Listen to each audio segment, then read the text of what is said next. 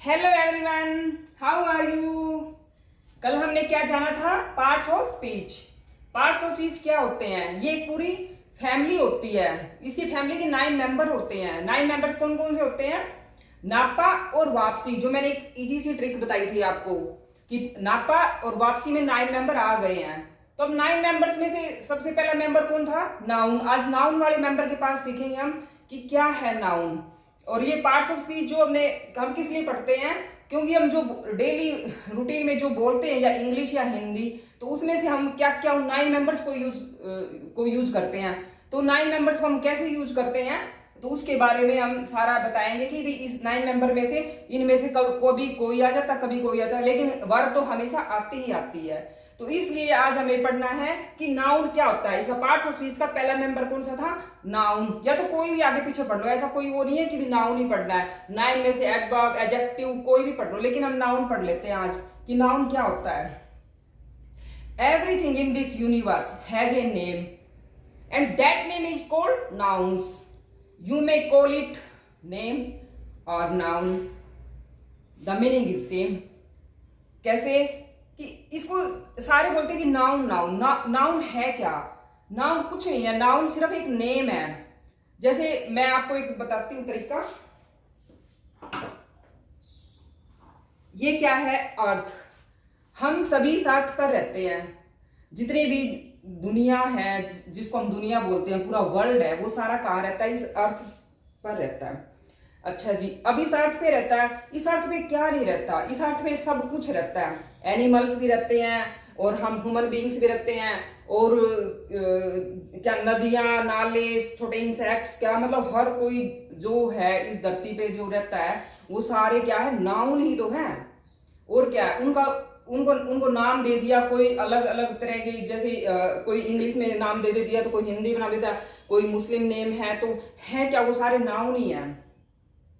तो उस नाउन को हमने किस में बांट दिया? इस नाउन को मैं खुद भी नाउन हूं, आप भी नाउन हो, हर कोई नाउन है इस दुनिया में, सबका नाम है, क्योंकि बिना नाम के तो कोई नहीं है।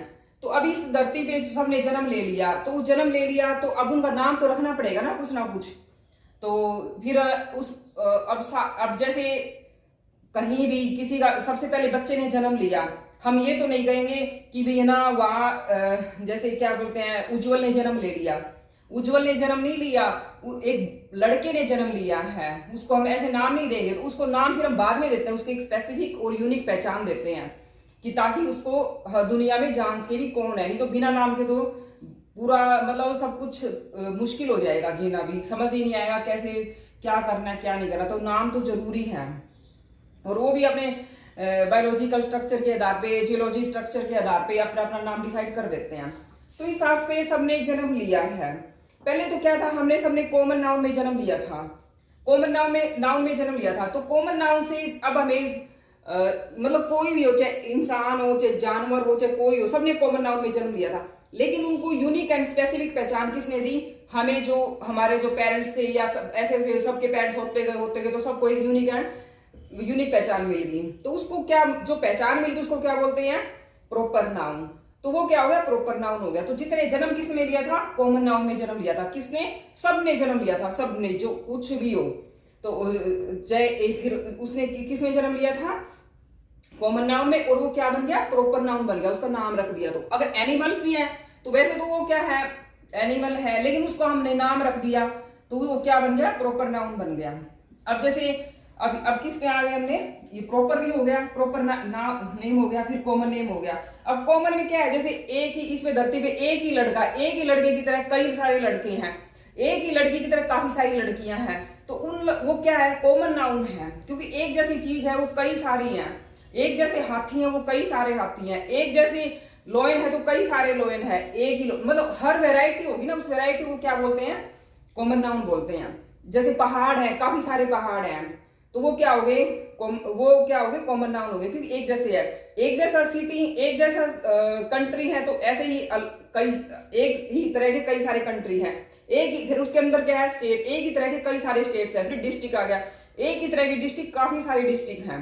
तो इसमें क्या है कि एक ही चीज को, मतलब कहने का मतलब यह है कि एक जैसी रूप के काफी सारे रूप हो।